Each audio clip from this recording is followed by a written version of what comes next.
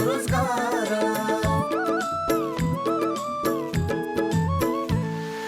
सबै मिलिजुली गरौँ उन्नतिको कर्म, स्वावलम्बी र समृद्धि नै सहकारीको मर्म। समानता र स्वाधीनताको भावनाले भरौँ, आर्थिक अनि सामाजिक सांस्कृतिक विकास गरौँ। सहकारी दर्पण, सहकारी दर्पण, सहकारी दर्पण। नमस्कार, सहकारी दर्पण कार्यक्रमको तर्फबाट यो कार्यक्रम प्रत्येक महिनाको पहिलो र तेस्रो शनिबार साँझ 6 बजेदेखि करिब 25 मिनट अवधिभर सहकारीका विविध विषयवस्तु समावेश गरी प्रस्तुत गर्ने गरिन्छ। स्वागत एवं सहकारी अभिवादन आजको यो श्रृङ्खलामा पनि सम्पूर्ण दर्शक महानुभावहरूमा। दर्शक महानुभावहरू, आजको कार्यक्रममा हामी सहकारी गतिविधि र स्याङ्जा जिल्लाका सहकारी संस्थाले सञ्चालन गरेका क्रियाकलाप लिएर उपस्थित भएका छौँ। कार्यक्रम सुरु गरौँ सहकारी गतिविधिबाट।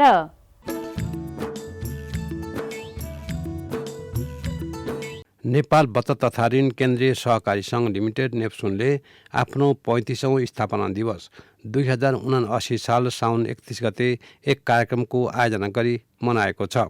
कार्यक्रमको उद्घाटन गर्दै भूमि व्यवस्था, सहकारी तथा गरिबी निवारण मन्त्री शशि श्रेष्ठले देश विकासमा सहकारी क्षेत्रको महत्त्वपूर्ण भूमिका रहेको उल्लेख गर्नुभयो।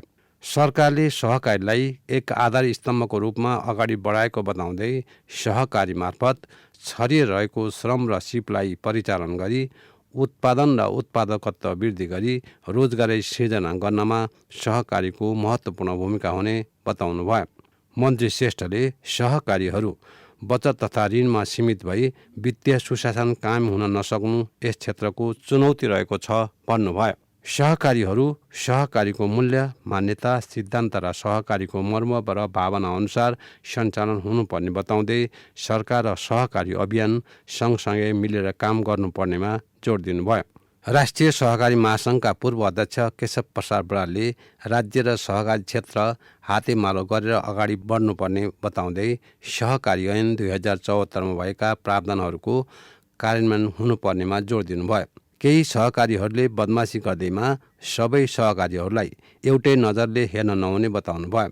राष्ट्रिय सहकारी महासङ्घका अध्यक्ष मिनराज कणेलले सन्दर्भ ब्याज दर चलायमान हुनुपर्ने उल्लेख गर्दै सहकारी अभियान सरकारको परिपूरकको रूपमा रहेको बताउनुभयो। भूमि व्यवस्था, सहकारी तथा गरिबी निवारण मन्त्रालयका सचिव रामप्रसाद थपलियाले नेपालको सहकारी अभियान वयस्क अवस्थामा रहेको बताउनुभयो। उहाँले सहकारी क्षेत्र स्वनियममा नयाँ प्रवृत्तिबाट सञ्चालन गरी सदस्यहरूको हितमा काम गर्न आग्रह गर्दै मन्त्रालयबाट सहकारी क्षेत्रको लागि पूर्ण सहयोग हुने बताउनुभयो।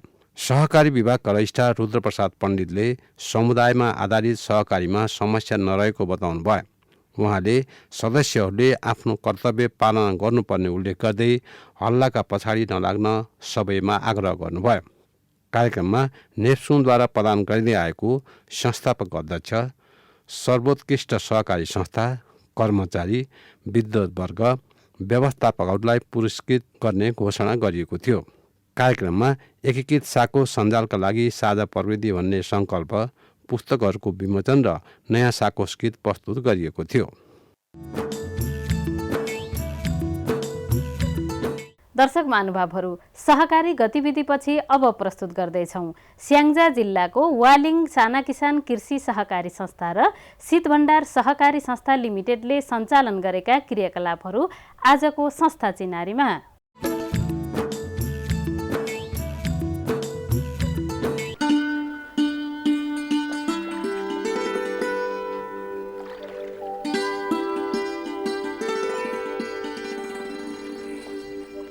स्याङ्जा जिल्लाको सुन्दर र आकर्षक भौगोलिकता प्रकृतिप्रेमी जो कोहीलाई मोहित तुल्याउँछ। हावापानीका दृष्टिले पनि एकदमै अनुकूल यहाँको वातावरण देख्नमा जति आनन्दित छ, अनेकौं सम्भावनाका हिसाबले पनि उत्तिकै उर्वर रहेको छ। कृषि यहाँका बासिन्दाको मुख्य स्रोत हो। उसो त बढ्दै गएको शहरीकरणले पनि उद्योग तथा व्यापारको क्षेत्रलाई फराकिलो बनाएको महसुस गर्न सकिन्छ। तर मूल रूपमा कृषिमा निर्भर रहेका स्थानीयको अवस्थालाई माथि उठाउन विभिन्न तहगत निकायबाट प्रयास अवश्य नै भएको छ। तर स्थानीयमा सहकारीको प्रभाव पनि उत्तिकै बलियो रहेको पाइन्छ। कृषिमा आधुनिकीकरण र उत्पादन वृद्धि गरी समाजलाई सकारात्मक परिवर्तन गर्न सकिने यथार्थतालाई मनन गरेर कृषिमा आधारित सहकारीहरूले निकै राम्रो परिणाम निकाल्न सफल भएका कैयौं उदाहरणहरू यहाँ पाउन सकिन्छ। त्यसै मध्येको वालिङ नगरपालिका वडा नम्बर 9 मा रहेको वालिङ साना किसान कृषि सहकारी संस्था पनि एक हो। 2075 सालमा स्थापना भएको यो सहकारी संस्थाले छोटो समयमा नै गरेका कार्यहरू र त्यसको उपलब्धिले पक्कै पनि निकै राम्रो आशा जगाएको पाइन्छ। युवाहरूको सक्रियता र अगुवाईमा सञ्चालन भएको यस सहकारी संस्थाले मुख्य रूपमा आफ्नो नाम तथा उद्देश्य अनुकूल कृषि क्षेत्रलाई बलियो बनाउने ध्येयमा अगाडि बढेको अनुभूत गराउँछ। यहाँका अलिकति कम आय स्रोत भएका किसानहरूलाई हामी मार्फत केही सेवा सुविधा दिएर उहाँहरूको जीवनमा एउटा थोरै परिवर्तन ल्याउने उद्देश्यले हामीले स्थापना गरेका हौँ वालिङमा। विशेष गरी हामीले पशुपालन र कृषिलाई चाहिँ फोकस गरेका छौँ होइन। अर्को हामी के गरेका छौँ भने चाहिँ मलको डिपो यहाँ स्थापना गरेर जुन चाहिँ सरकारी रेटमा पाइने मललाई सरकारी रेटमा नै हाम्रो कृषकहरू सामु पुर्याउने उद्देश्यले डिपो स्थापना गरेर अनि मल वितरण गर्ने काम पनि गरिरहेको छ। संस्थाले सञ्चालन गरेका कार्य र तिनको प्रभाव स्वरूप स्थानीयमा राम्रो छाप छोड्न सफल देखिएको यो सहकारी संस्थामा 1350 भन्दा बढी सदस्यहरू रहेको पाइन्छ। स्थापनाको करिब 3-4 वर्षको अवधिमा भएको यो उपलब्धिलाई अवश्य नै आशापूर्ण दृष्टिका साथ हेर्न सकिन्छ। यस वालिङ साना किसान कृषि सहकारी संस्थामा हाल करिब 90% महिला संलग्न रहेको भन्ने भनाइ छ। हाम्रो देशको ग्रामीण समाजमा प्राय घर कटेराको सीमित दायरामा रहेका ग्रामीण महिलाको अवस्था विपरीत देखिएको यो सक्रियताले अन्यलाई पनि प्रेरणा मिल्ने अपेक्षा गर्न सकिन्छ। वालिङ साना किसान कृषि सहकारी संस्थाकै एकजना महिला सदस्य जो संस्थाकै सेवा अनि सहयोगका माध्यमबाट व्यावसायिक भैँसी पालनमा संलग्न रहँदै आउनुभएको छ, जसका माध्यमबाट राम्रो आर्जन गर्दै आत्मनिर्भर बन्न सक्षम रहेको भन्ने भनाइ छ। भैँसी हाम्रोमा 10वटा ठुला भैँसी र सानो 4वटा गरेर 14वटा छ। अहिले हामीले सुरु गर्दाखेरि नै वालिङ साना किसानबाट 5 लाख लिएर आयौँ। अनि त्यसपछि त्यति बेला श्रीमान तराई गएर 2टा मुर्रा भैँसी लिएर आउनुभयो। बिस्तारै थप गर्दै गएको। मासिक 1.5 लाख जति आम्दानी आउँछ। प्रगति अब यस्तो कि छोराछोरी बोर्डिङ पढेका छन् होइन, अनि बाबुलाई काठमाडौँ राखेर पढाइएको छ। अनि घर राम्रै चले होइन, खुसी छौँ, सुखी छौँ। त्यसै गरी वालिङ साना किसान सहकारीबाट ऋण सहयोग लिएर रुचि अनुकूल बङ्गुर पालन व्यवसायमा लाग्नुभएकी लक्ष्मी गुरुङ पनि संस्थाकै एकजना सदस्य हुनुहुन्छ। सुरुवातमा सानो मात्रामा थालेर अहिले बजारको माग अनुरूप बढाउँदै लगेको बताउनुहुने उहाँ र उहाँको श्रीमान संयुक्त रूपमा यसैमा लागेको भनाइ छ। तुलनात्मक रूपमा बङ्गुर पालन व्यवसायबाट राम्रै फाइदा रहेको खुसी साथ सुनाउनुहुन्छ। मलाई यो सानो किसानमा बसेर सदस्य भएर अनि त्यहाँबाट ऋण ल्याएर राम्रो फाइदा भइरहेको छ। सुरुमा 2 लाख रुपियाँ ल्याएको, अनि त्यहाँबाट सुरुमा 7वटा बच्चा राखेँ, खोर बनाएँ, 7वटा बच्चा राखेँ। त्यहाँबाट बढाउँदै अहिले 70वटा बच्चा मात्रै छ। अहिले माउ 19वटा छ। 20-21 लाखको छ कि बङ्गुर मात्रै अहिले उस गरे पनि। महिनामा तल्लो 1.5 लाख मैले बच्चाको पैसा लिन्छु। 80,000 उसैले खुवाउन लाग्छ। अनि अरू चाहिँ अब किस्ता तिर्ने, घर खर्ची, नानीलाई पढाउने। यसैगरी स्थानीयमा युवा जोडीले सञ्चालन गरेको यो कृषि तथा पशु फार्म नमुनाको रूपमा रहेको देख्न सकिन्छ। एकदमै आकर्षक देखिएको यो बाख्रा पालन व्यवसाय थालनी गर्नु अघि तालिम लिएको र बाख्रा पालन गर्नु अघि आहारको रूपमा आवश्यक घाँस खेती गर्नुपर्ने सल्लाह अनुरूप यो जोडीले पनि घाँसको खेती गरेको पाइन्छ। अझ यहाँ घाँसको नर्सरी पनि थालनी गरेर अन्यलाई पनि सहयोग गर्ने ध्येय लिइएको छ।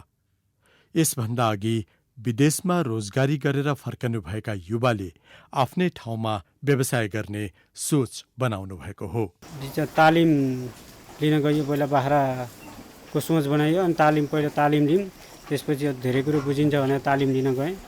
स्मार्ट कृषिबाट तालिम लिए 3 दिने, त्यहाँबाट बेसिक कुराहरू जानियो होइन। त्यसपछि त्यो फाइदा जो हुने जस्तो देखेर अनि त्यतैतिर लाग्ने भयो। अब त्यसपछि व्यवसाय गर्नलाई आर्थिक सहयोग जुटाउनु पर्यो भनेपछि म सहकारीमा जोडिएँ, वालिङ साना किसान सहकारीमा जोडिएँ।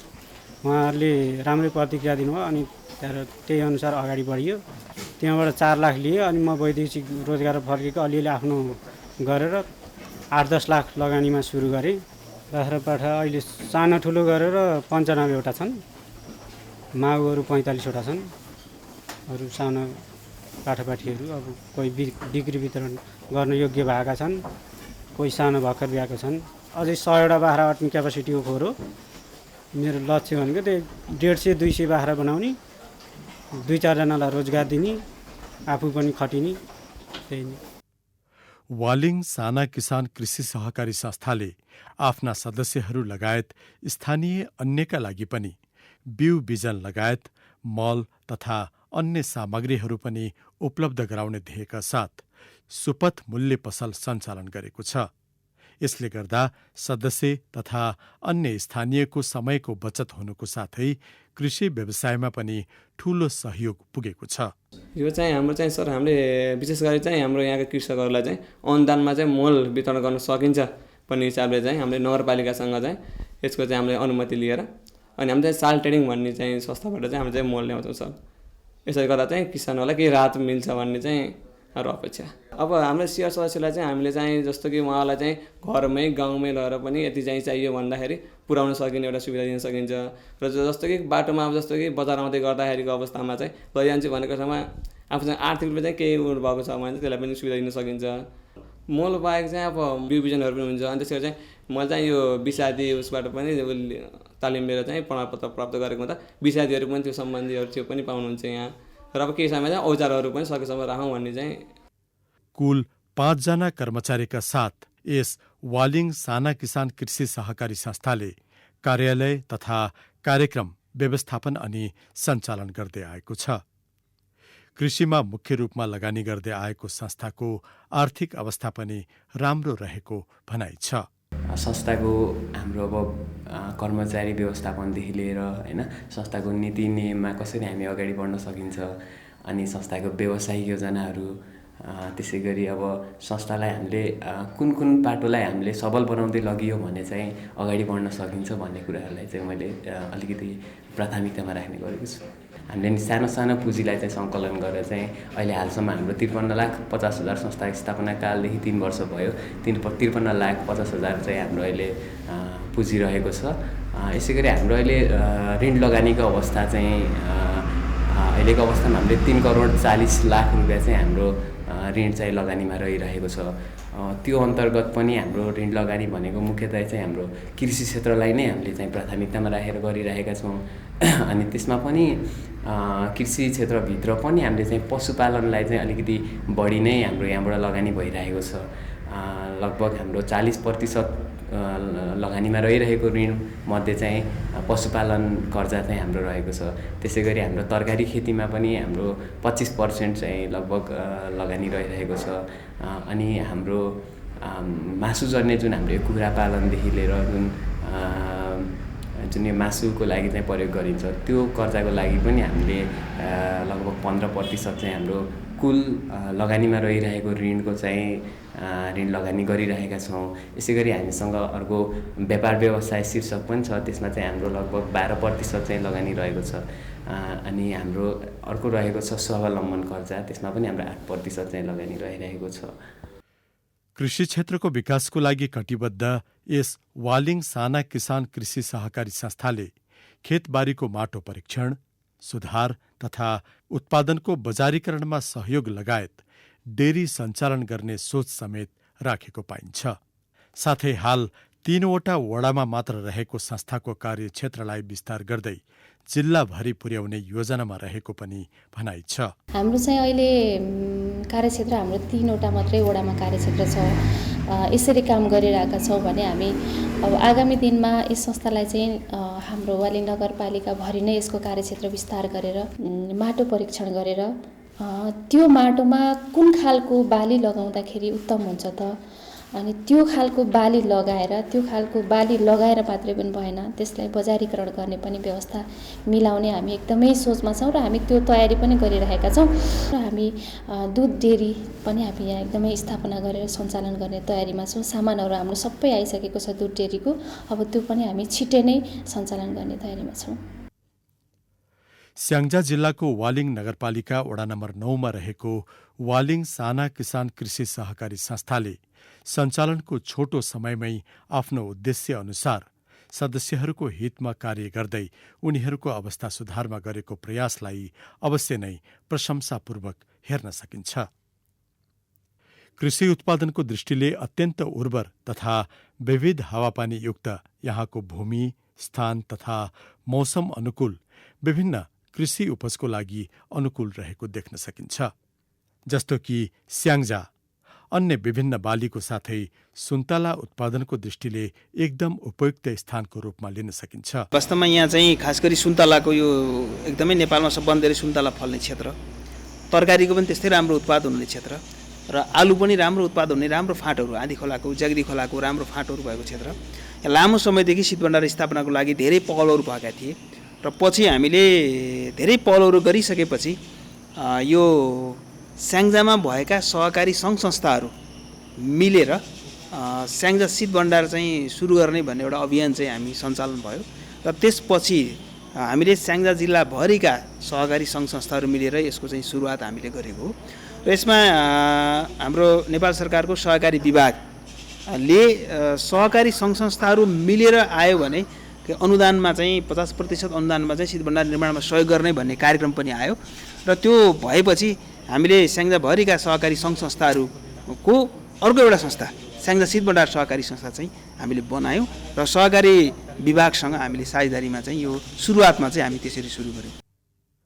मौसममा प्रशस्त उत्पादन हुने सुन्तला लगायतका वस्तुको तत्कालीन बजार भाउ निकै कम रहने गरेको भनाइ छ। एउटै समयमा उत्पादन हुने वस्तु स्टोर गरेर राख्न नसकिने, अब यो कृषिजन्य वस्तु प्रायः तपाईँको गल्ने सर्ने खालका हुन्छन्, त्यसलाई राख्न नसक्ने भएपछि किसानहरूले उचित मूल्य पाएनन्, जतिमा पनि फाल्न पर्ने भयो।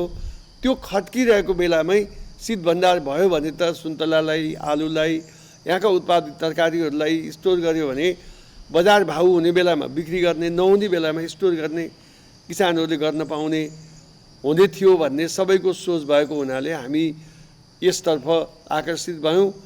त्यस्ता फलफुल लगायतका वस्तुलाई सस्तोमा बिक्री गर्नुको साटो केही समय शीत भण्डारमा भण्डारण गरेर बिक्री गर्दा राम्रो बजार मूल्य पाउन सकिने भएको कारण स्याङ्जा जिल्लाकै पुतली बजार नगरपालिका वडा नम्बर 11 मा रहेको शीत भण्डार सहकारी संस्था मार्फत अनेकौं प्रयासपछि यहाँ शीत भण्डार अर्थात् कोल्ड स्टोरको निर्माण गरिएको छ, जसका लागि स्याङ्जा जिल्ला सहकारी सङ्घले समन्वयकारी भूमिका निर्वाह गरेको पाइन्छ। सहकारी मार्फत चाहिँ यो सञ्चालन गरौँ भनेर सहकारीहरूको सहकारी बनाएर धेरै 104वटा सहकारी संस्थाहरू मिलेर एउटा चाहिँ सहकारी बनाइयो र त्यो सहकारी मार्फत कोल्ड स्टोरको काम अगाडि बढाइयो। यो आवश्यकताले नै जन्मेको हो। हामी जिल्ला सहकारी सङ्घको तर्फबाट विभिन्न निकायमा चाहिँ हामी समन्वय गरेर बजेटको व्यवस्था गरेर प्राविधिक सहयोग गरेर अनि विभिन्न ठाउँमा सानातिना चाहिँ कोल्ड स्टोरहरू पनि निर्माण गरेका छन्। कति ठाउँमा असफल भएका छन्, कति ठाउँमा सफल भएको छ र कोल्ड स्टोर अहिलेको आजको सन्दर्भभन्दा किसानहरू उत्पादनका काममा लागेका किसानहरूको निम्ति एकदमै अत्यावश्यक बनेको छ। निर्माण सम्पन्न भएपछि परीक्षणको रूपमा सञ्चालनमा आएको यो शीत भण्डारबाट कृषकहरूलाई निकै राम्रो उपलब्धि मिल्ने देखिएको सुन्तला खेतीमा संलग्न रहँदै आउनुभएका गाउँले बचत तथा ऋण सहकारी संस्थाका अध्यक्षको भनाइ छ। 60 देखि 70 रुपियाँ प्रति केजी भाउ थियो लगभग पुसोको 15-20 गतेतिर स्टोरमा मैले कोल्ड स्टोरमा राखिसकेपछि त्यतिखेरको भाउ करिब 200 रुपियाँ भयो। पर केजीमा कति फाइदा भयो भनेदेखि 60-65 दिनुपर्ने 200 भन्दा त 135 रुपियाँ पर केजीमा फाइदा भयो। हामीलाई यस क्षेत्रमा कोल्ड स्टोर भएपछि कृषकलाई धेरै नै फाइदा हुने लाभान्वित हुने चाहिँ हामीले मानिएको छ। शीत भण्डारमा राख्नको लागि सुन्तला टिप्दा कुनै दाग तथा चोटपटक लाग्न नहुने लगायतका कुरालाई ध्यानमा राखेर मात्र टिप्ने र भण्डार गर्नुपर्ने अनुभव गरिएको छ। तब मात्र भण्डारणमा हुने नोक्सानीबाट बच्न सकिने देखिन्छ।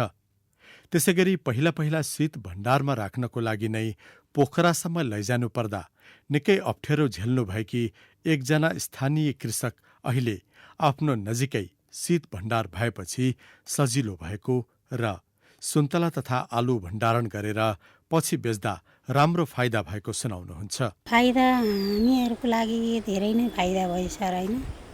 त्यसबाट जुसहरू बनाउन अलि पछि अलि लामो समय राखेपछि अलि लामो समयसम्म फेरि अलि धेरैकै मूल्यमा महँगो मूल्यमा बेच्न पाइयो।